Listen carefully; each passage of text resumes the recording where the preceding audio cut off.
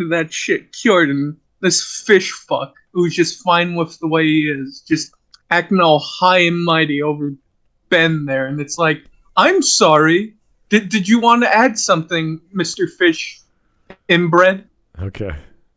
Anyway, that was a talk about an alien being, not actually Maggie Mae Fish. But anyway, good afternoon, everyone, and welcome to Smudcast number 657, Joseph Campbell and the N-Words, Part 2, and this is our Part 4 take on this video. We were scared today because just an hour ago, Maggie Mae Fish's channel was down for about 30 to 40 minutes.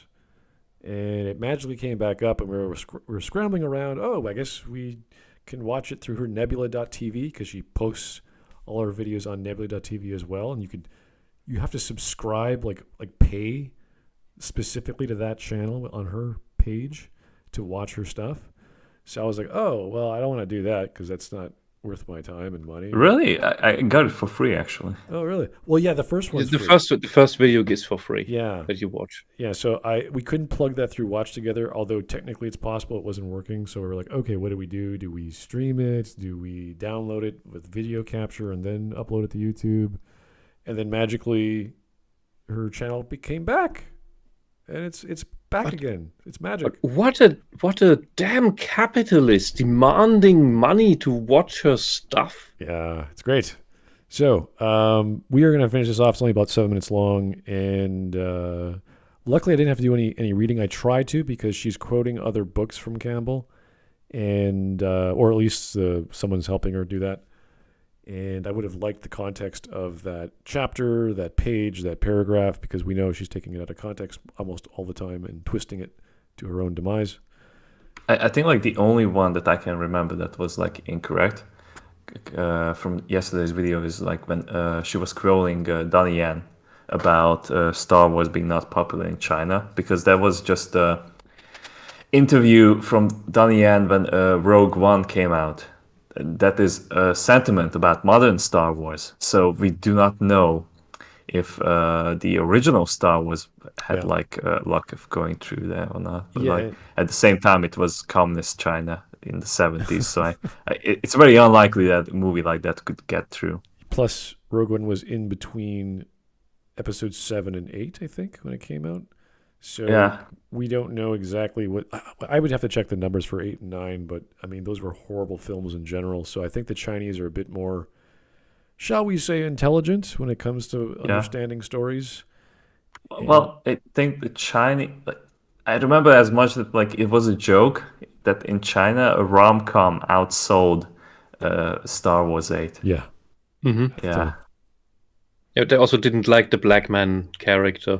Yeah, he had to be minimized. They also didn't like Chewbacca because I guess he's a black man character. I don't know why they hate Chewbacca. Yeah.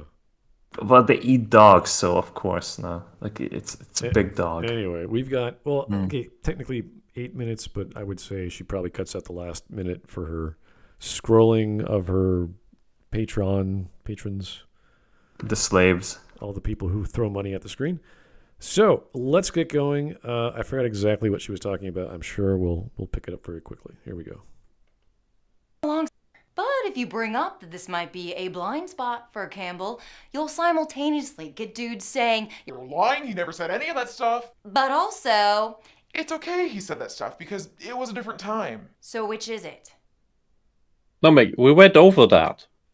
He said those things, he meant them, and you either take him completely out of context, quote mine them, chop up the sentences, or, in the case of this last big bit, well, he's just calling out your communist ideology and strategy to undermine society, break it apart, and play your divide and conquer game. And she's seeing it as a form of sexism. And there's no actual sexism from Campbell in those sentences. He's just describing what's happening with clubs, that they're no longer male and female. They're all just sort of whatever, and then the whole state takes control of the home as a result of no one raising the children. So that was happening in the 40s.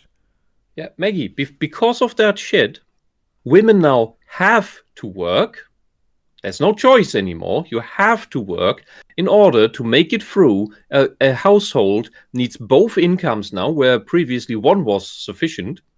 And you call that liberation. Yeah, we still have house prices problems these days in this economy where the economy has been tanking for the past, 2 years, 3 years, 4 years. And the house prices, they go up and down as the market dictates, but it's mostly been going up. And this is in Toronto and Vancouver and Canada. I just know the stats for that. People have been leaving the city for the past 4 years. They've been living in outside of Ontario or in towns far away just to survive. So there's still all kinds of apartment buildings downtown that are uninhabited. No one can afford the rent. The rent's been going up steadily. We've been initiating taxes for the zero. What's the word called? The zero occupancy. So if you have no occupancy in your condominiums, you get taxed. It's crazy. And just because it's Toronto, just because it's the big city of Ontario, and it's all the diversity. It's all liberal minded. It's all people tearing down statues and renaming buildings because... Liberal in quotation marks. The people tearing down statues and renaming buildings are communists. They do the same here in Germany, and they always rename the streets after some communist. Yeah, they took down Ryerson. It's a Polytech University, downtown Toronto. They changed the name because Ryerson apparently did something 30, 40 years ago, and it's like, I don't even know the time frame of this guy. But it's all these, like, we even changed a subway name, a station of a subway for whatever dumb reason. Like, all these silly things have been happening the past few years because someone was offended. There's nothing more important to do than to change every name away from something important or memorable to something communist. It's sad, but that's the day. It's going to keep happening like that until someone puts their foot down and says, "Stop this. This is silly." Anyway. Let's keep going. Well, yes, I agree that people from other time periods don't have the benefit of hindsight. But as we know, he was confronted with his views by Maureen Murdoch. It was a hack. By Thomas Mann. Who didn't really have anything relevant to say. The dude just doesn't listen. No. He's super... That's you projecting again. If you think Campbell did not listen, watch his interview. See how well he responds to questions. See some of his lectures. See how well he teaches.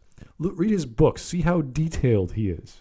Are you accusing Campbell of being this myopic intellectual on his ivory tower and just like ignoring the plebeians? Did you just describe Maggie? Well, I don't think she saw the inside of a university, but I mean, it's how she thinks of herself.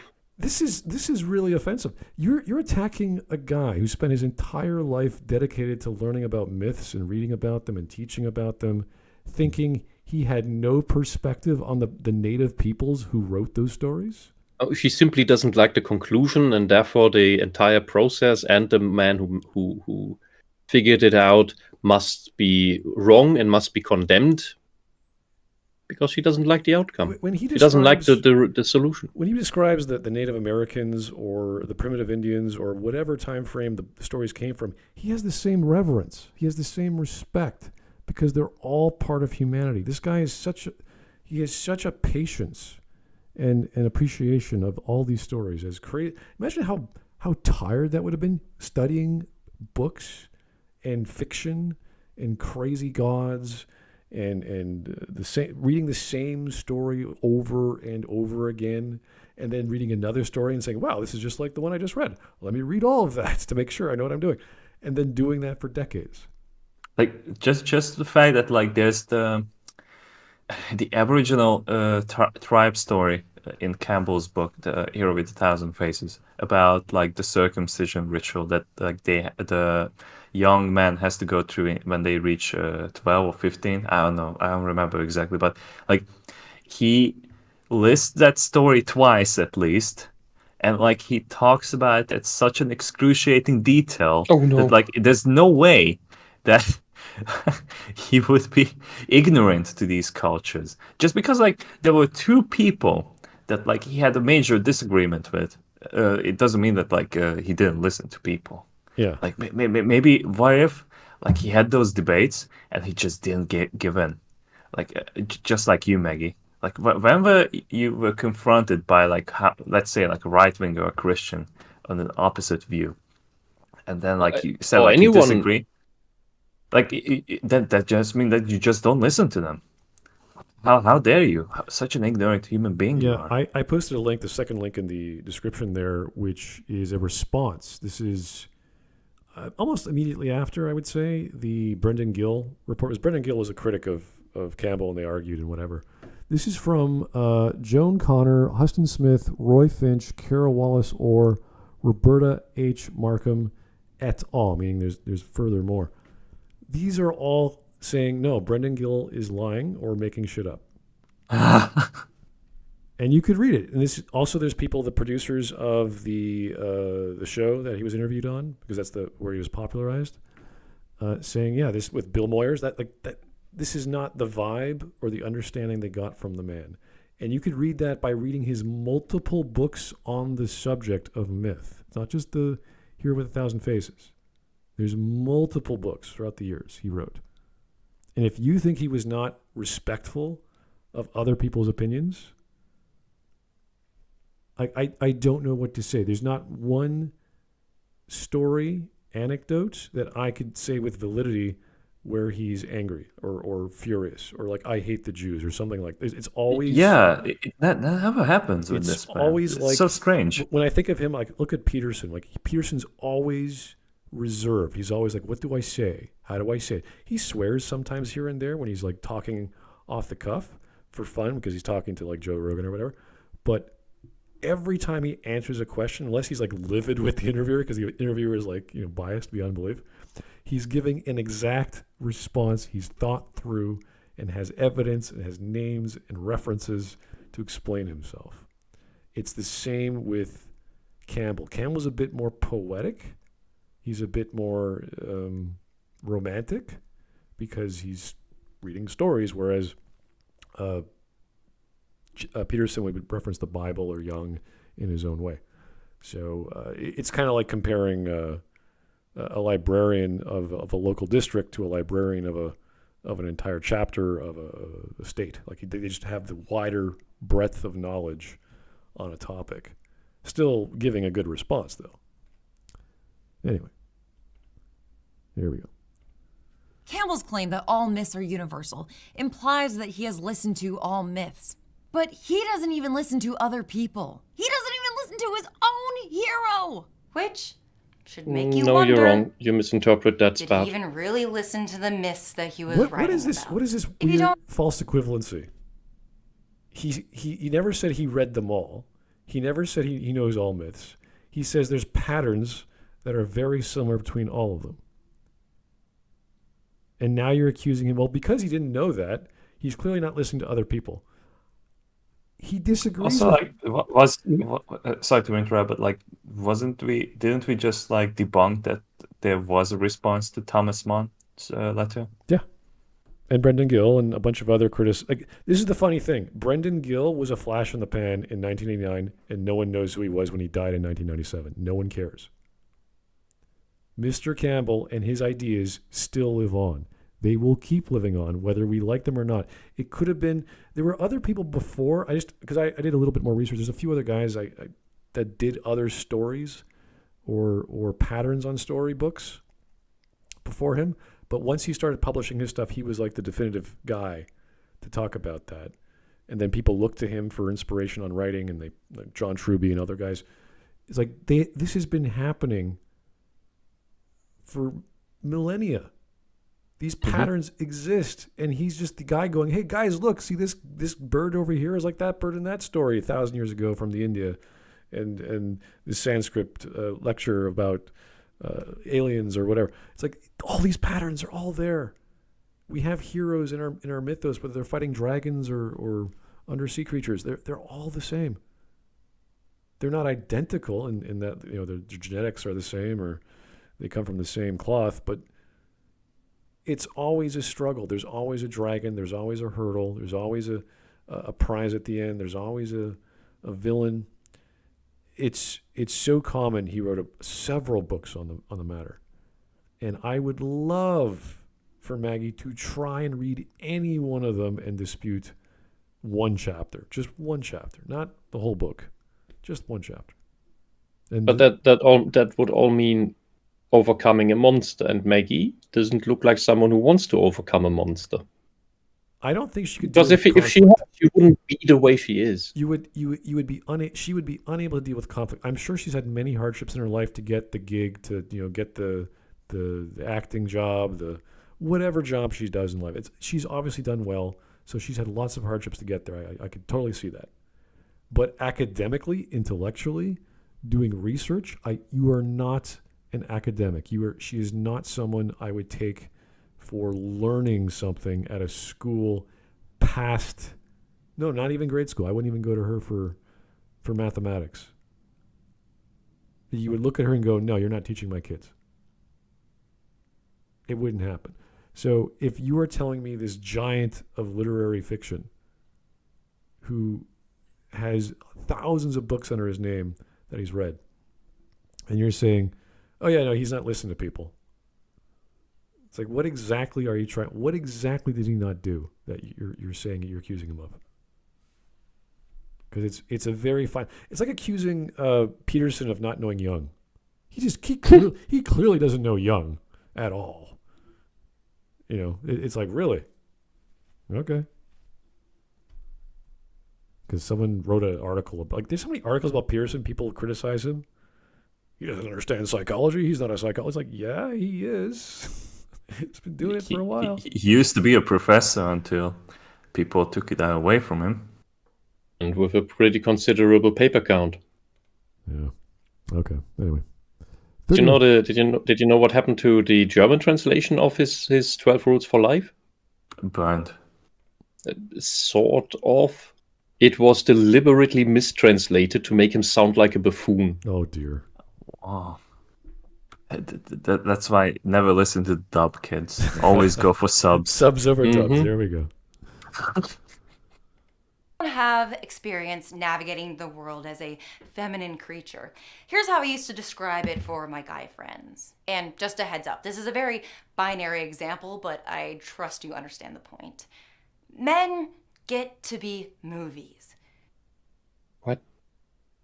What about the fucking past, 30 decades with movies with women in them? Maggie, did your brain turn off? What did she just say? Men get to be in movies No. to be movies. Get to be movies.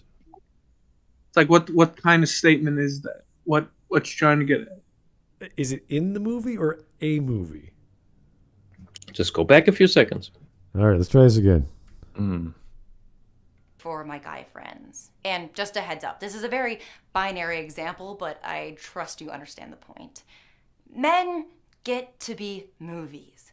No, it's men get to be movies. What? Must be a Californian dialect. Is this a personification of the movie? Like you see Streetcar Named Desire and you think of, what's his face? Brando? Marlon Brando? Is that? Maybe. Like, oh, I think of this, I associate whatever, the famous actor who happens to be a guy. Like Wolf of Wall Street or something like that. Maybe? Is that what she's... There's plenty... what about Cleopatra? There's all kinds of female dominant roles or main character roles that were well known throughout Hollywood. Okay, maybe... Let's see where she's going. People want attention. They always assume that something is going on. Their depth and gravitas are a given. When you're a woman, people project things onto you like you're a blank screen. Okay, wait.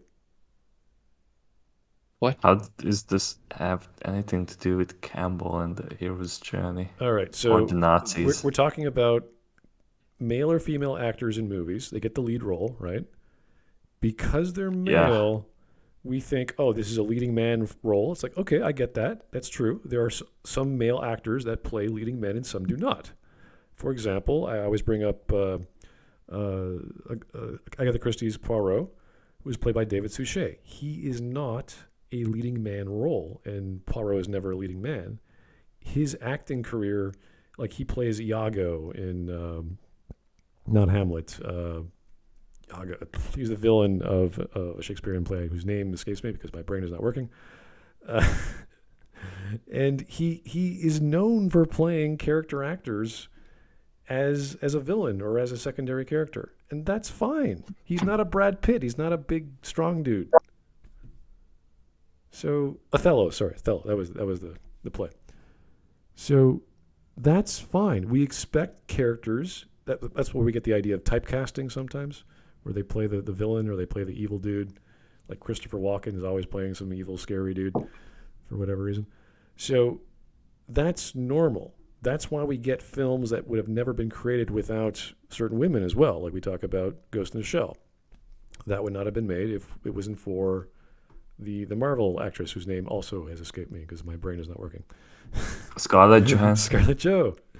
Yeah. So, that's fine. That's just how Hollywood works. Is it the best system? No. But the people upstairs who are going to put all their money on the line want to see a return. And if they have a name like Scarlett Jo or a big Hollywood box office name like Brad Pitt or whomever, that's what you go and see. You go, oh, it's a Brad Pitt film. Let's go watch it. But the same is said for women. So I don't see what the argument is after that, because we know they bring people to the seats because they're famous. So it doesn't matter if you're a male or female. Your purpose in life is to be projected on. No, it's not. Instead of people being curious about your story, they blast their ideas onto you. And their ideas... No, Maggie, that's you projecting. Yeah, it's only you projecting. Projection. She's describing projection. Yeah. This is what people do who don't know how to watch a film or read a book. Yeah, but it's also what she is doing with all female characters. I don't think she's speaking for the majority of people. She's speaking for her fellow narcissists like her. Yeah, this is what we talk about. The people we cover, they always project their ideas onto the media they're criticizing.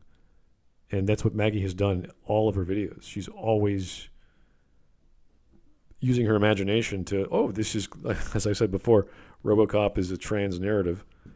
Oh, God. And she tries to explain that by twisting what's actually there as opposed to just observing what's there and saying, what's the flashback scene about? It's about Murphy going through his lost family, his lost wife, his lost potential of happiness.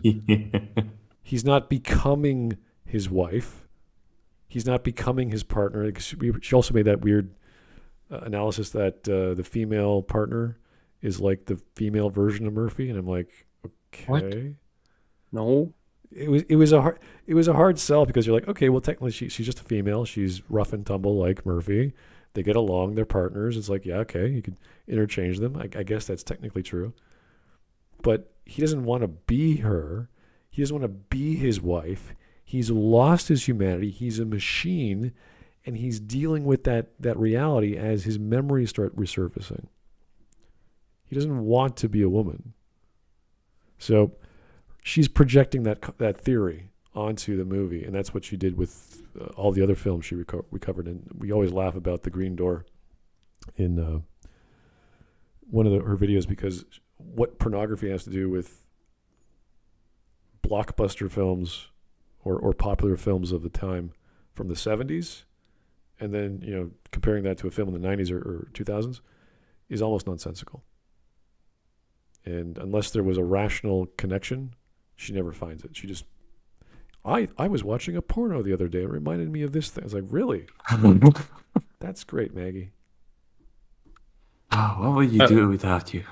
I also want to remind everyone that this is a normal face of hers. She makes these faces normally. This is not her acting. This is just her normal facial expressions. I wouldn't be surprised if she stopped caring a few years ago and just said, well, I'm just going to do what my audience wants. And they're all left-leaning nut jobs, so I'm going to be staring at the screen and giving them what they want, because that's who watches her shit. So I would rather think it's just positive reinforcement into that direction. That it's not a deliberate choice to making this sort of content with these sorts of opinions, but that it just escalates over time. This is naturally. This is just a more articulate or a more passionate Anita Sarkeesian. This is all this is. She's taking feminism and all the other crap that came with it in the past 10 years and saying, "Oh, I'm an actress. Oh, I can perform in commercials. I can do stupid shit on YouTube, blah, blah, blah." And she keeps doing it. Yeah, but also more deranged. Sarkeesian is more strategic. Well, no, she lost her brain with... Oh, that's a perfect example of on the top 10 list of people we want to add as the worst YouTubers we can think of. Mr. Macintosh. Yeah, just because she failed, just because a strategy fails once in a while doesn't mean that she's not strategizing. Just means she's bad at it. Bad at it. Yeah, that's kind of sad. Yeah, but it's still in her case strategizing, while Maggie is just going with the flow. Yeah, it's like saying I'm a chess player for the past 20 years, but I'm a beginner. You're like, oh god. Anyway, do I hear an Hideaki Anno reference? I hope to God not. Holy crap. My brain would be like resurfacing pain. Like, what am I doing? What did I just say? In the comic shop today, I saw more of the new Evangelion mangas. Oh, good luck. The covers scare me. Good luck. Gynax, good luck with whatever the hell you're doing. I am not touching those things. Oh, God. All right. Anyway. No matter how incorrect or infantilizing, are considered far more important than you could ever be. Wait. You're saying Joseph Campbell is not that important? Well, of course, because this is like the image that she wants people to accept. Because if Joseph Campbell is not important, then of course, we defeated the monster. Yay! No, we're not giving in. This is like saying this 37-minute video didn't convince me that Joseph Campbell is Nazi. Yeah, look at Freud. Okay, if you study psych anytime, go to university, get a first-year psych course, you'll learn about Freud. He's the big guy, and then after that, there's like a dozen other psychologists in the past 20 years after him that probably contributed more than he did. But he opened the door for our understanding of the unconscious and sexuality to a point. A lot of his ideas were wrong. We don't throw him out with everything else just because he was wrong in certain ways. He's still He was a pioneer. Pioneers get things wrong. He gets things wrong. He opened the door for the rest of study. I'm sure Campbell got something wrong. I'm sure out of all of those books, he might have misconnected. He must have crossed wires with some patterns, and maybe the one book from the eighth step of the monomyth was really the second step. It's possible. Sure, he might have gotten something wrong. But his contribution is massive in compared to whatever the hell she's talking about. I don't even know who she's defending right now. We just need to put her on, strap her to a chair and make her watch Aliens 24/7. Aliens, the second one? 1 and 2. 1 and 2, yeah. Okay. You and writing their myth about you in their heads while you're talking. What? Part of my experience in academia was just reading about men who would find me repulsive. But Wait a second. Why is that? So what? She read books in academics. We don't know which course she was in or what she was studying. Who somehow found her present self repulsive? What does that even mean? How does that happen? So how did she know the books were talking about her? Yeah, that's very egocentric, Miss Fish. What is happening? I think your mask is now beyond the floor. And it's now at the airport. Her narcissism and solipsism is showing. Is she reading everything is about me? Is she reading some prognosticator saying in the future women will have independence and not need men, and they'll own their own apartments downtown New York, and they'll do this and that? And she's a critique and a complaint about women that must be about me. I don't know about you, but the majority of universities in the Western world are very liberal-minded, so I don't know what books she's reading. In quotes, liberal. Remember, Smudge. Yeah, I know. But I want direct books. I want like reference. Like, Maggie, which part of the book, or what book first off, and then what section were they hating on you? Because we hate you for different reasons, but not because we wrote a book about modern women. Yeah. Oh God, and wasn't a bookstore today as I was in town, and the English section got expanded. Before, the last time I was there was 5 years ago, probably. It was just full of Terry Pratchett's and Neil Gaiman books, and then the originals of George Orwell, and even a Christopher Hitchens book somewhere. And now that is all gone. There's not a single Terry Pratchett book there. Wow. The entire shelf is expanded up to the window, so there's now 5 or 6 shelves instead of 2, and it's all full of Robin DiAngelo, Ngozi, and all these insane feminist, communist racists. And there's your Fig Leaf 1984 somewhere, one of it, and all these other things, these crazy books. There's like 2 or 3 at the same time there. And the whole fantasy sci-fi section is, except for one Ken Follett and one Stephen King, it's all female authors. Notice all the first names are women. And like, I don't think this is a normal bookshelf anymore. It is strange. The bookstores in, at least in my city, are either they're either being torn down because they can't afford to stand up anymore, or they're going purely digital.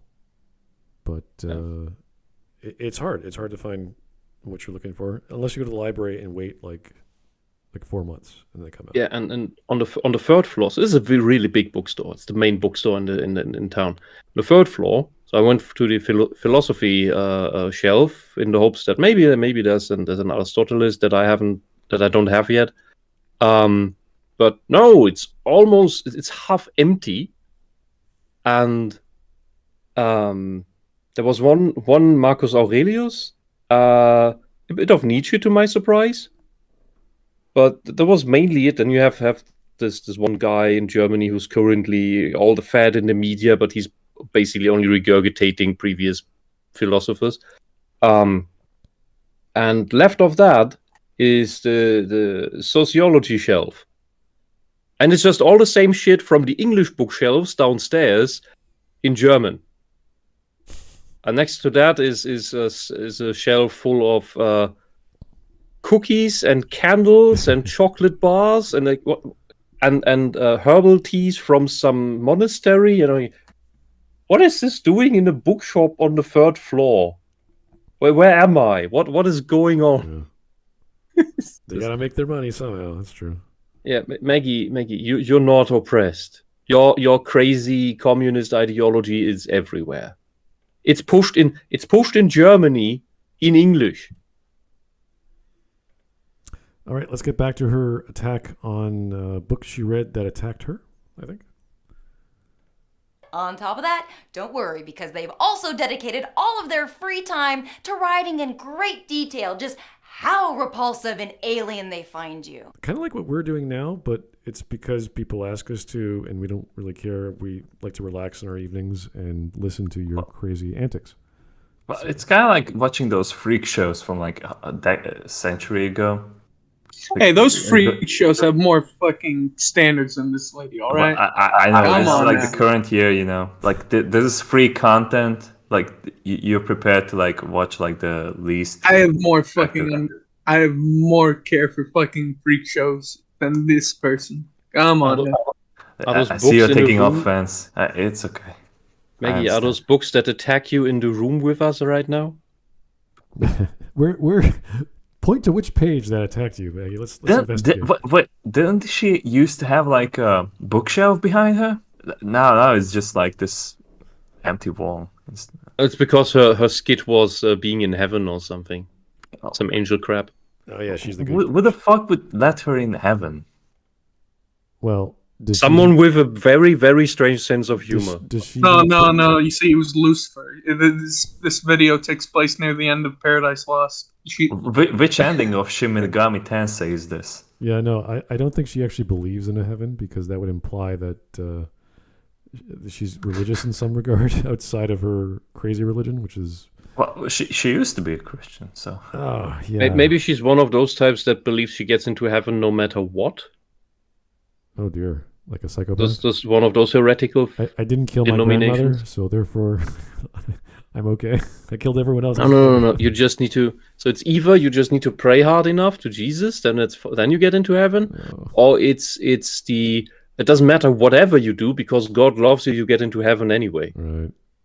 Those denominations exist, and they completely miss the point, and I think deliberately so. Okay, so I don't know where she's going with this. It's very odd that she's taking this angle and getting angry at books that she's not naming. This is like me getting angry at commenters on my videos. I don't reply to which video they're on or what they said. I'm just getting angry. Imagine being interrogated by her. But all the things that you genuinely love about yourself, and the things that you're learning that you love about other women and other people. And then you find out that other people feel the same, but they feel the need to hide it because it's bad. It's death by a thousand cuts. What? Sorry to interrupt, but it's so obvious that she's reading it from the screen. What is she saying? What is she actually talking about now? Wait, actually go back on. She she's actually talking. is reading from... Look at her eyes. Look at her eyes. Like, it's so vacant. It's obviously reading Like from the screen. Is this a through line of thought? I don't even know what she's talking about anymore. No, I think she's still talking about the books that attacked her. I think so. And I think what all they did is they gave her reflections upon her ego that deep down she knows are true, and she hates that. And that's why she needs to fight this tooth and nail. Because what the narcissist cannot stand is a reflection of truth about the truly ugly, broken, and flawed self. Because in their mind, that self is perfect. All right, I'm still lost. And that's I think that's what's going on here. Okay. Death by a thousand cuts from books you've read. Oh no, they told me how flawed I am. Oh no, I'm gonna die. Cuts. And those cuts only get worse when you get older, as the men are no longer your classmates, but people. But what are What? Are we books? What are we Wait, talking about? Your classmates wrote books that attack you. Maggie, what is going on? She's reading. She's reading Aristotle. He's right there with me. He's my classmate. He's right over there. He's right behind you, Smud. Women He's are- in the corner of the eye. Maggie, what are you telling us? Freud is telling us that women are hysterical, and he's sitting right next to me. All right, I'm lost, but yeah, let's keep going. Real power, who cannot wait to make you their prize at the end of their hero's journey. Oh yeah, I'm really sure at the end of these proverbial males that are your friends or student friends or whatever, they can't wait to conquer you sexually and make you Maggie, when their prize. Maggie, when somebody is sets out to save the princess and fight the dragon, and then gets to the dragon's lair, and then sees you as the damsel in distress, he's just gonna shoulder his sword and leave. Don't worry, he's not gonna save you. What is she talking about? Who are these men that wrote these books that are also your Be glad if a dragon wants to take you. What is happening? I lost the story about a minute ago, and I'm still like, wow, where are we That's going? because she did. He lost it. Okay, anyway. We gotta keep going. Great. We can't go back. This is so great. This is so great. Sure, Joseph Campbell did live in the past, but we What are you talking about? Smile, hold up. Oh, that needs to be a screenshot. This is so stupid. You know that guy I read? He lived in the past. Yeah, all things. So do you, Maggie. So do you. Anyone who wrote a book lived in the past. The time is written. God, every frame scares me. Every frame you stop on. He's smiling for a picture. You know? Oh, God. Like, I gotta take a breath. God004, thank you for the super chat. Christian has been spotted in the wild. Take heed. Oh my God. That's not funny. Okay. Yeah, it's not. It's not. But this is a Yanderes there. She's gonna murder. If she ever fixates on a guy, if she ever wants to chase a guy, she's gonna axe murder him. I think Marcus gonna either be dead or wake up a fucking eunuch the next day. I think Mark is right. She's reading from a script. She's not totally getting the attitude she's supposed to act with, and she's. Yeah, but she must have written it. Yeah, but she doesn't get like how she should perform and say it and which emotion to use. So she's just going along. Well, ChatGPT wasn't quite out yet, so. Oh. Like, ChatGPT would have told her that, like, hey, just tone it down, Maggie, please. Like, the revolution is not gonna happen like this. Do you think ChatGPT could write a Maggie May Fish script without Absolutely. breaking? I can use the model for free at my workplace. If you want me, in one of my boring days, I can make you one, like a 50-page essay of Maggie May Fish video. Oh God! Don't ask. Do not ask ChatGPT to write about Maggie May Fish. I don't want to know what it would come out. Make a Maggie May Fish script that is praising Trump. Oh my God! Is that She made a video last week or a few weeks ago about Trump. So it's like it never ends with her. Yeah, like make ChatGPT write that, and then have 11 labs make a fake AI voice that sounds like Maggie, and then read it. No, it's just Maggie and AI Trump talking, Yeah. and it's just wow, you're not screaming about Trump for once. Oh, that's good. Mr. Trump, I am having my MAGA hat right now. Very good, Maggie. Can you take this crazy woman off the stage? Thank you. Don't give her her wings back. Don't give her wings back. Oh, anyway, let's try and salvage whatever idea she's got going here. I'm lost. Don't. And yet these exact same bigoted ideas are found everywhere you look today. And the pain of misogyny and all of his other weird hang-ups are here. What? Who's hang-ups? Who are we talking about?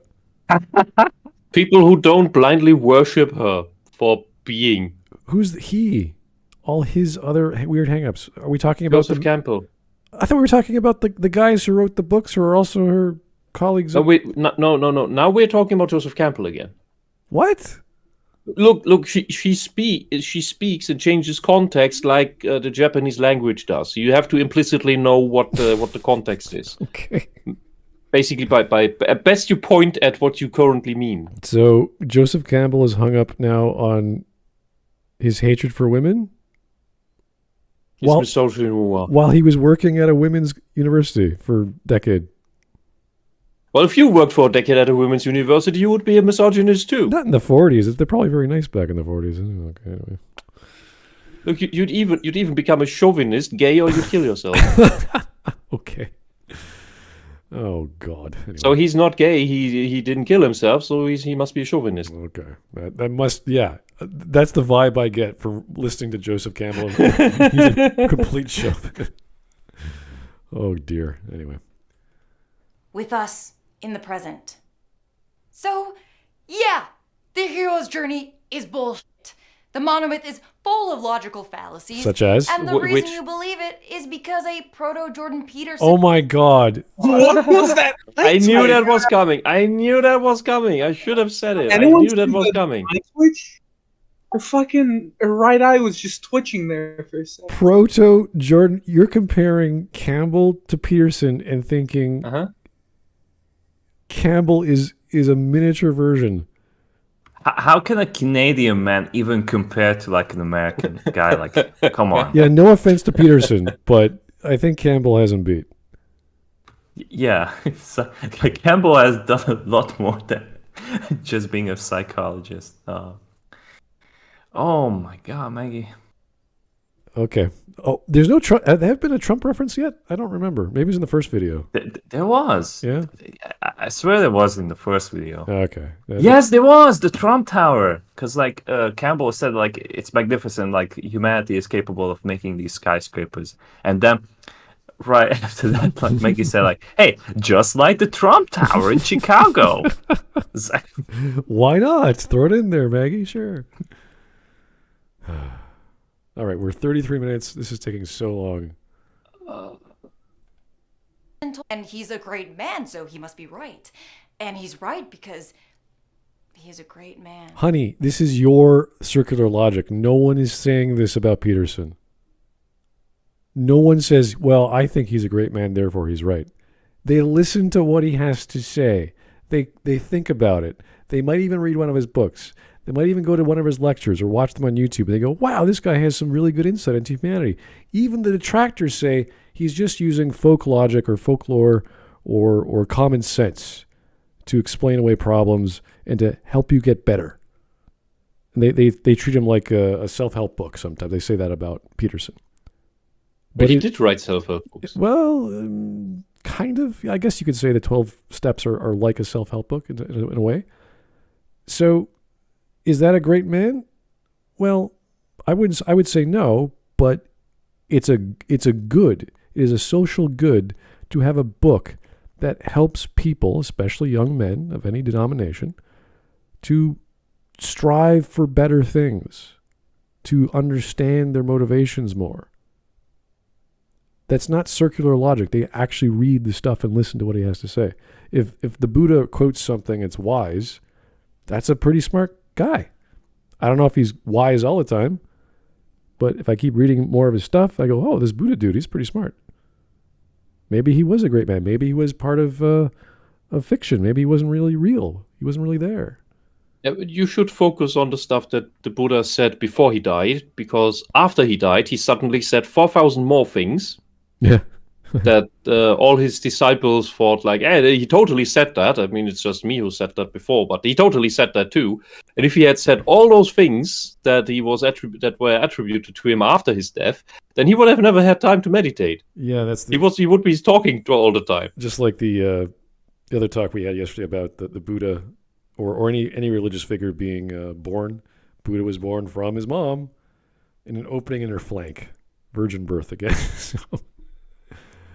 An opening in her flank. Yeah. I don't know what that exactly means, but... Opening. Is that like a side exhaust in your hip or something? I don't know maybe there's a drawing. I don't know. So you open a hatch and then you take the baby out and... Virgin birth. Who knows? Anyway, yeah, no.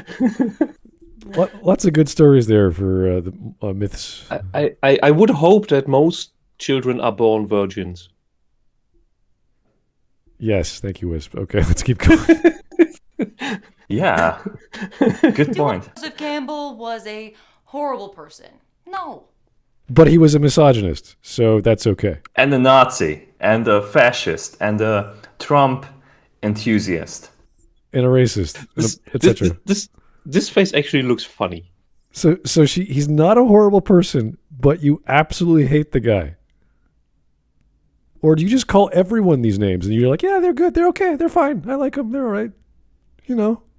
He criticized me by pointing out things about me, although he died before I was born, and he didn't praise me, so I hate him. He's a Nazi. But he's fine. That's what I get from but he's this. good. That's all I get from this. He's a Nazi, but that's okay. He's good. He's okay. I'm confused now. She gets so worked up over this guy, she doesn't care about it. It's okay. All right. Man, every single sentence, I gotta stop and just, like, what did you say? What do you mean? I just was a person. And way too many have uncritically seen him as much, much more than that. The amount of people I have seen call Joseph Campbell their guru. Do I want you to pull his books off of your shelves? No. I don't want you to burn his books. But I do want you to start filling your shelves with books from the people and places that Campbell took his ideas from. Okay, come on now. That you don't hate him, and immediately after you just fucking threw pocket sand out of nowhere. The way she rolled her eyes when she said, "I don't want you to burn his books," that means yes, you do want us to burn his books. I can't legally say that I want you to burn the books, but no. Yeah, but she wants that. Her facial expression betrays her. Yeah, but but by the way, like she said, like the books that Campbell took the ideas from, the Bible.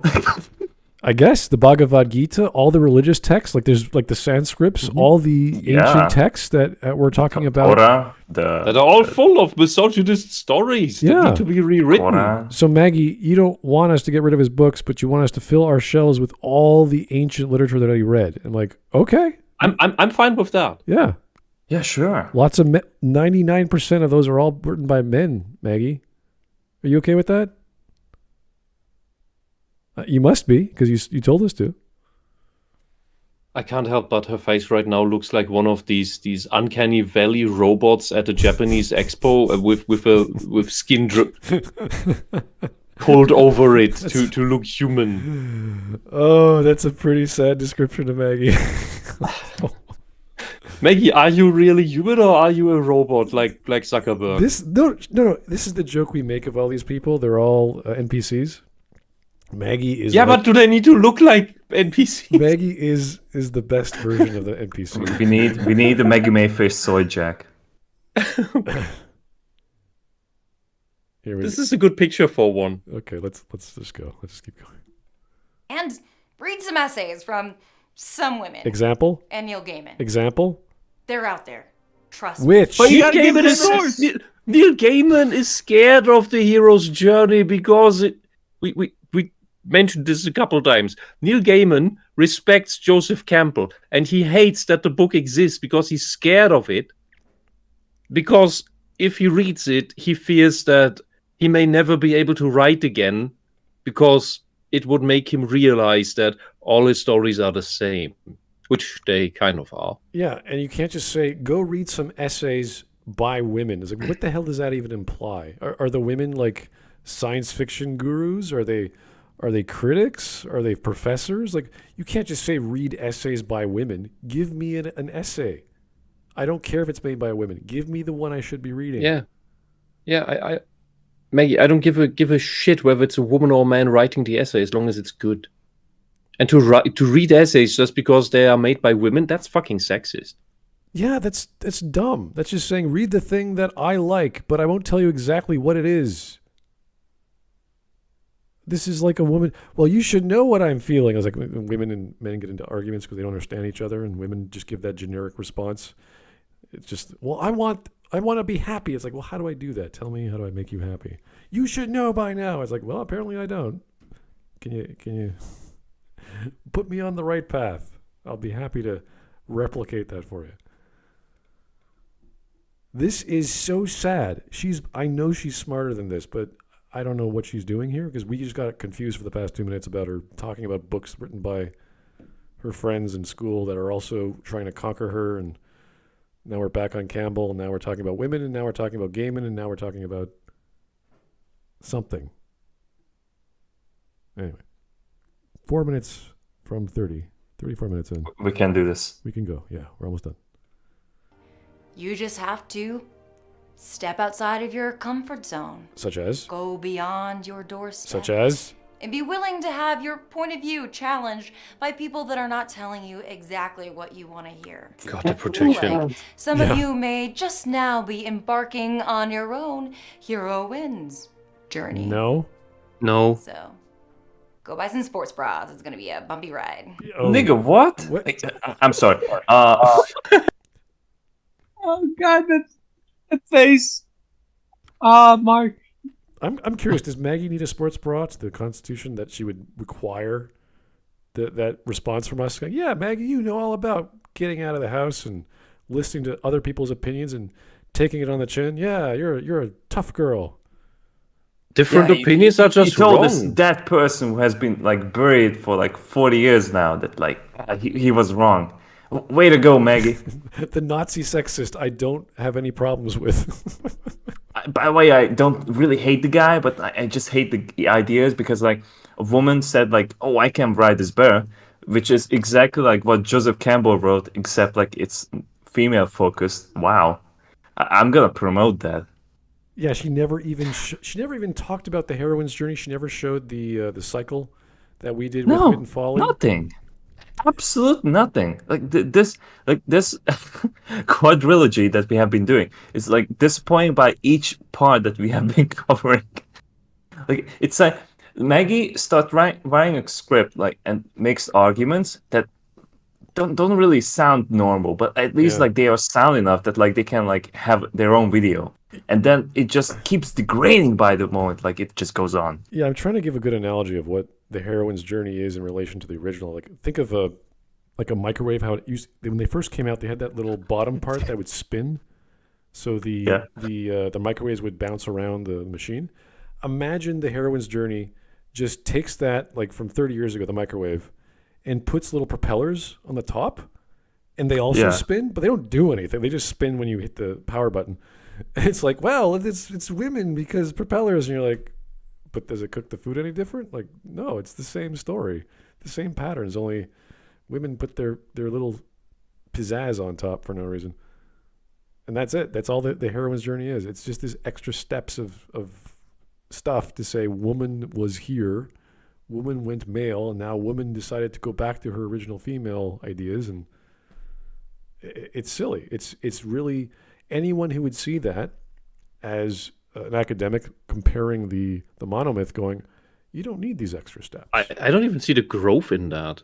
Because it's just returning to where you were before. Which is part of the hero's journey anyway. You go back home, you go back to the world of knowing or of being, and it's like, oh, okay, yeah, I've come back with the elixir, I've slain the dragon, I'm bringing my gifts back to everyone to share, and yeah, but in the sense what you just described with the woman trying to become male and then going back to female, that just sounds like realizing that whatever journey you took was bullshit. Usually when we and talk you about, shouldn't have gone on it because it was a waste of time. We talk about a journey. There's no don't really see a transformation there. Yeah, it's a two-part transformation. There's the physical world of, okay, you literally slayed the dragon. And then there's the internal one of you had to grow into a warrior and understand your emotion and understand your strength, where it comes from, so that you can train to then physically slay the dragon. And that's in a more female perspective, meaning I start as a female, I have to go into the world of men or in the world of conflict or in the world of wherever they're going, realize that this is something I have to learn about myself, and that's the process of accepting the feminine side of their character, and then embracing that. And then the whole plot is pretty much the same. It doesn't really matter whether you're slaying a dragon or opening a door. It makes no difference. The realization is then said, well, the internal is feminine, which you could already have in the hero's journey. So it makes no difference. This is the problem with these sort of dumb patterns that this lady made up. It's like, this is like, if you just look at it objectively, you go, you're adding extra crap that you can easily remove or put into the story as is. And it would be the same as anyone in a coming of age story, or conquering a war, a battle in a war. Like, it doesn't matter what the conflict is, you're still having that internal conflict. So anyway, if you guys ever want to read it, it's a short book. It's stupid. You can see the pattern on Google image search if you want. It's really easy to read. Anyway. Okay, Vaden, picture this. You've written an amazing screenplay that totally defies the hero's journey and sets a new paradigm for storytelling. Great. That was easy. Now, you just gotta make it. Nice hypothetical you have there. Has an entire nebula. Patrick Willems. Patrick Willems. We forgot about Patrick Willems. Oh, top 10. I put him in near maybe the top 5. That far up with all the other we have. He's pretty crazy. He's pretty bonkers. Like, Just Right is bonkers, but Patrick Willems is really bonkers. Like he said like plot holes don't matter, and after that, like this is a movie for space wizards about children. Yeah, those were some of his top lines. Oh boy. Yeah. I gotta write these down before I forget. Like this is the thing, we forget these guys because we don't want to cover them anymore, and then they just go away, and we're like, what was that? Because they're just so dumb. Yeah. Well, Patrick Williams is pretty worthless nowadays. It's burned out. He has a class on how to make a movie. Let's go watch his How to Make a Movie class by Patrick Willems. Maggie, please, if it's so easy to write that hero's journey defying script, please give examples. There must be tons of them if it's so easy. It's so easy. She's not gonna talk about it. No. All right. A class on how to make a movie, where he covers everything from big picture ideas like filmmaking is just problem solving to the nuances of working with actors. Why would you need to solve any problems when plot holes don't matter? You know what? And then the way you deal with problems is you ignore them. Woodworking is problem solving. Cooking is problem solving. Coding is like every work you do is problem solving. You are making a product or service. You are solving all the steps. You are conquering every step to get to the next step to make a thing. Patrick. That thing in the background just reminds me of a Nostalgia Critic skit.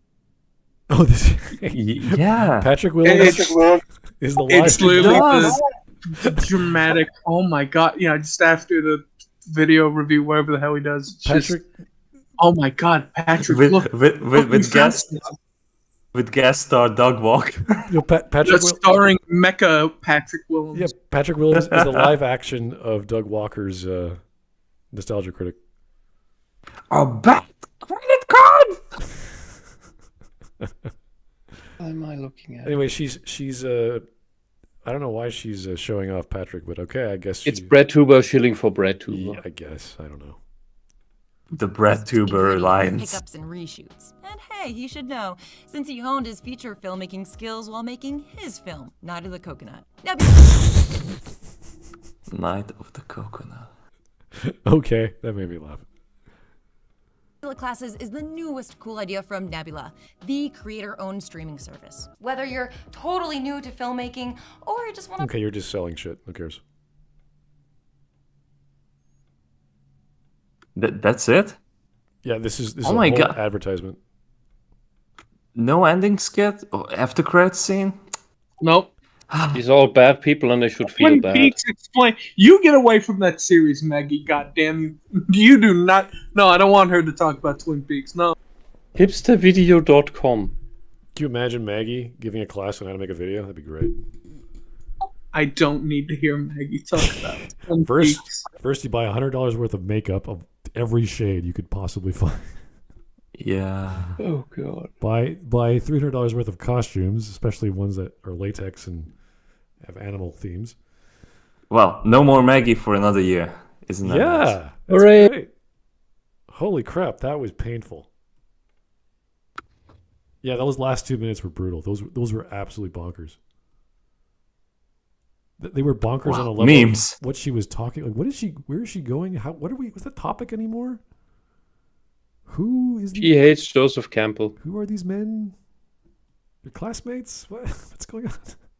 Oh, yeah, that was the best thing, that her classmates write books about her that attack her. Who want to have sex or want to dominate her, or I don't know. And then own her conquer her as a prize.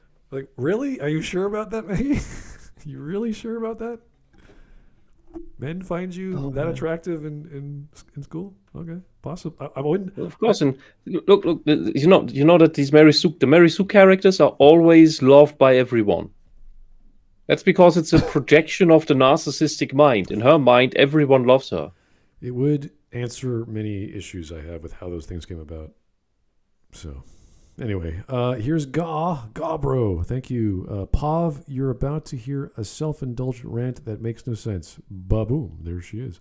I don't know if she's a meme, but I see what you're saying. And we have Mark. When the plug is charging 20 for a gram. Yeah, it's a drug dealer reference. I was thinking drugs. I was like, what are we talking about? Okay. Oh, comments again. Here we go. No. I basically know nothing about Campbell, period. But after watching this, I think I understand who Jordan Peterson actually has read, since he clearly hasn't read any of the philosophers he cites. What?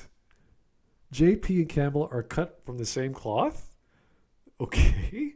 If Jordan Peterson can read Campbell, then of course he could read all the other ones. Yeah, look, if John Peterson is as misrepresented by the left as Joseph Campbell is, then yes, those two look the same to them. They're talking about young, therefore they're the same. It's amazing. No, you remember how Maggie was quote mining and basically slandering with quotes out of context? They did the same with Peterson. Yeah. And so Peterson and Campbell look the same to these people because they made them into the same picture. But they are both old white men, so... Yeah, part of the patriarchy, exactly, yeah. Pretending to promote self-help and pretending. A psychologist is pretending. He's he got the degree, 10 years of... There are psychologists pretending, but Peterson is not one of them. Yeah. Pretending twice, by the way, in the sentence. And pretending to offer something new on Western civilization while really just bending himself into a pretzel to defend chauvinism, misogyny. When I think of chauvinism, I don't think of Peterson. I'm very sorry about that. I don't know. And Christian nationalism. Use Volt. And working as a Nazi apologist along the way. When did that happen? How?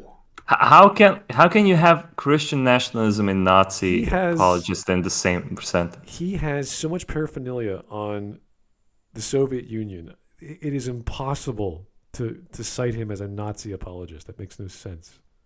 I think it's through him attacking communism that they think he must be pro-Nazi, because it's always this. It's only one or the other. So if you're against communism, you must be pro-Nazi. Oh, you're kidding! If you're against Nazi, you must be pro-communist. It's that simple. I mean, in German politics, we basically only have the choice between the two. Yeah, but aren't they essentially this? Isn't Nazism essentially a flavor of? Yes, you have. Yes, Smart, but you're not allowed to say that out loud, because we have to keep up this fantasy that one is left on the left side and the other is on the right side, that we can't have a proper conversation about what actually makes up the political spectrum and what other forms of thought are even out there. Yeah, the horseshoe theory. We are only allowed to talk about this socialism and that socialism. Yeah, the horseshoe theory doesn't exist yet. Okay. All right. It's not a horseshoe. She liked this one. This is really just the perfect microcosm for why all the artsy white guy classics and literature fiction, I've bought for the past decade collect dust on my shelves. Why did you buy them? My hero's journey doesn't look like Neo getting a call and saving the universe. It looks like Neo taking estrogen for the first time. What? And getting a hot... You're delusional if you think that sentence exists. If you think the hot non-binary... No, because all I think of when I think of non-binary... You're not... Yeah, you're not describing a hero's journey. You're describing a fetish fantasy. Let me try this again. We're back in... You're just stuck in temptation. It looks you haven't made it to hell. You haven't made it to the abyss yet. None of you people have made it to the abyss. You don't even know what it looks like, because it's still beyond the horizon of your comprehension and imagination. You have no idea what an abyss even is. Yeah. They're reading their version of Paradise Lost, is where Virgil is becomes a female or something and saves himself, or who knows. Anyway, it looks like Neo taking estrogen for the first time and getting a hot non-binary girlfriend, all while 50 copies of the exact same boring cis guy keep harassing them for no reason. Harassing who?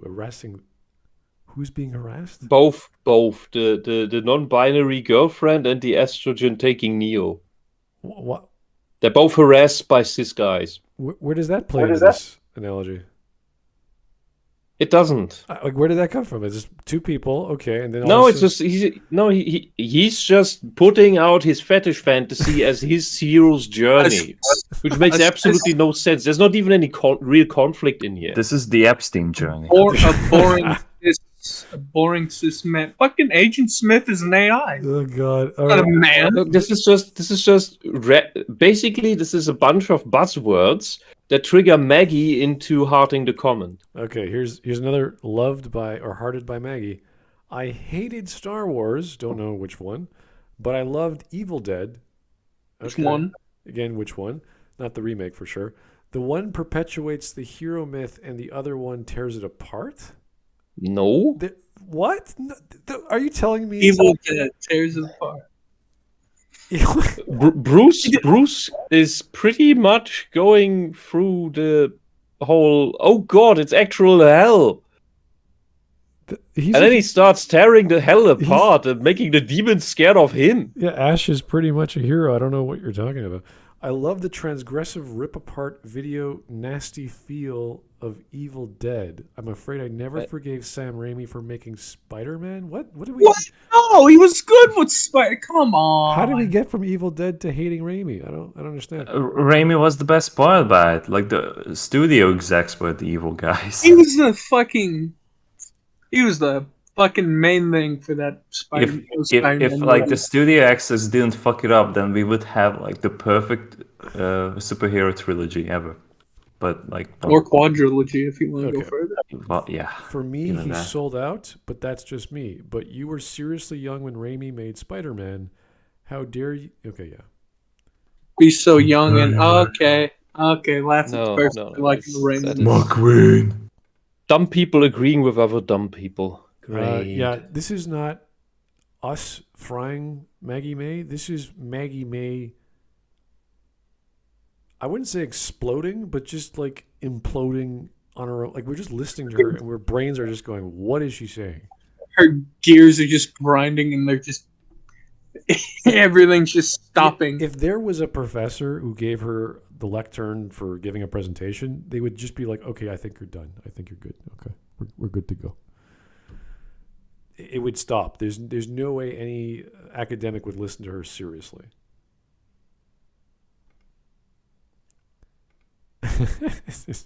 I don't think he quoted. That's a quote exactly from Sigmund, but okay. More pictures of Maggie, Squirrel Girl. Well, no, Squirrel Girl is actually cute. Dr. Crispin, Alf versus Predator. Oh wow. I don't know about that. Sounds more intriguing than this video. That is true. Passion Peachy. I know slut et. Slut. Okay. Just means end in Swedish, but I literally don't know how I'm supposed to compose myself looking at these images.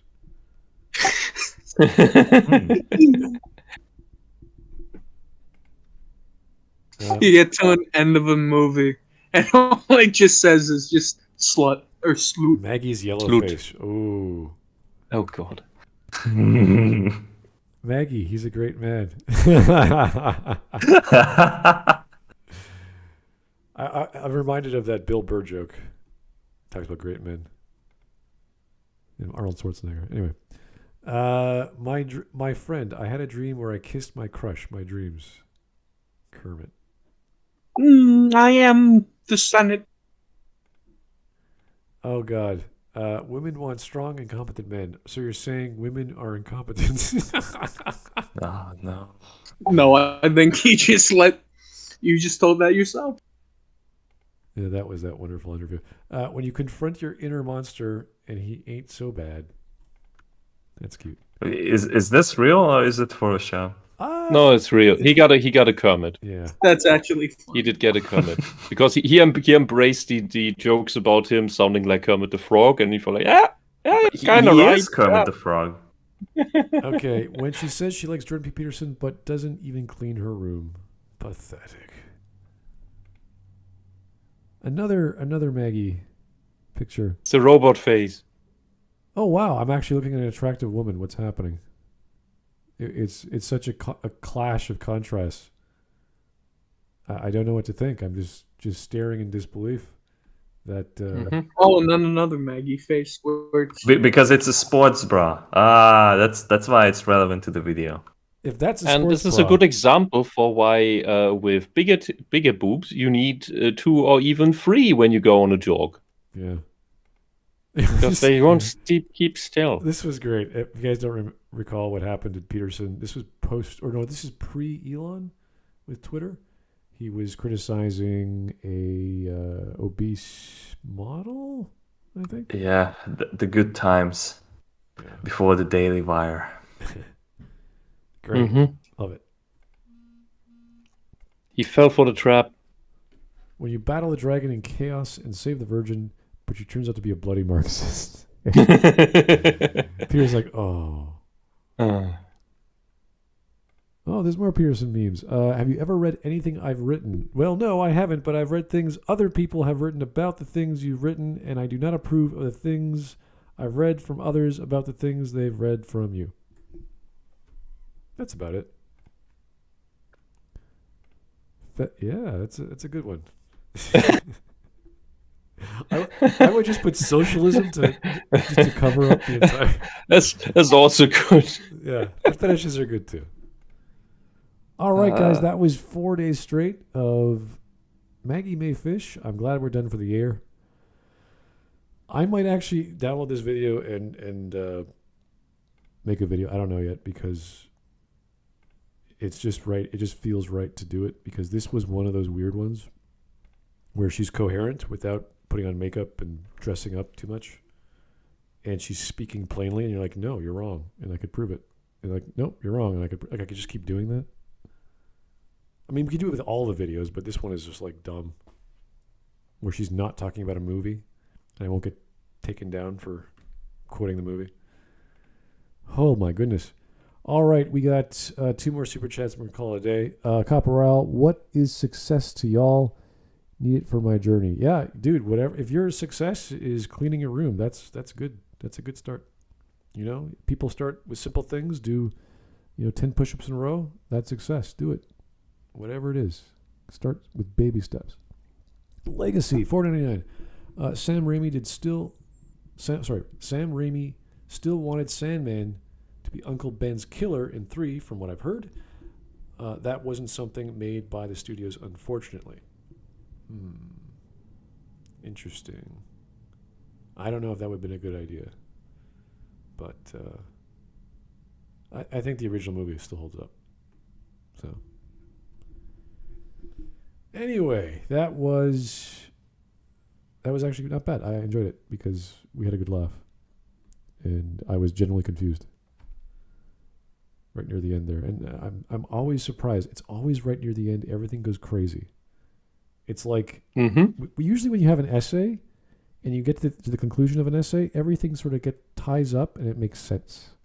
Because all the points were rational and referential and you worked out your thinking and then you conclude with a basic concluding sentence. It's like, oh, yeah, summarizes it all.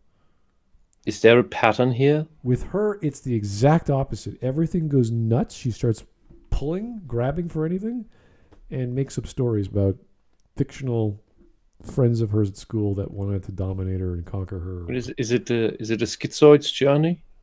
The schizoid's the hack fraud intellectual who apparently went to school. Apparently.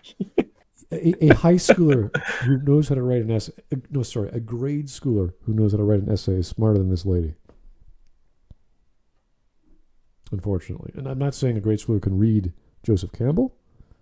I'm saying they can understand the concepts better than she can and not twist them. Yes, so a grade schooler can read the sentences.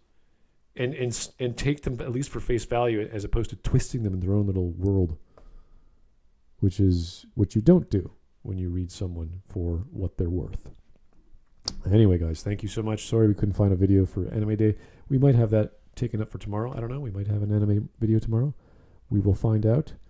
But keep the suggestions coming. Keep the voting going. And we will see what we can cover for you next time. Have yourself a good one. Thanks for watching. And good night. Good night. Good night. Until next time.